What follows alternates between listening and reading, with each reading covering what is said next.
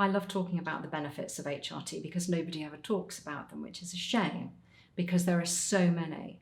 So the immediate benefit for women is that you feel so much better. So if you've been waking up every night lying in a pool of sweat like I was, and you start using HRT and then you can sleep, then that's transformative.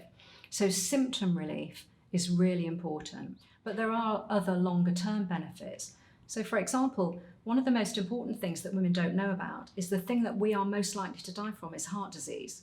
So we're 7 times more likely to die from heart disease than we are from breast cancer. From the age of 40, the risk of death from heart disease is much higher than it is from breast cancer until the day we die. And HRT has been shown to reduce the risk of heart disease by up to 50%.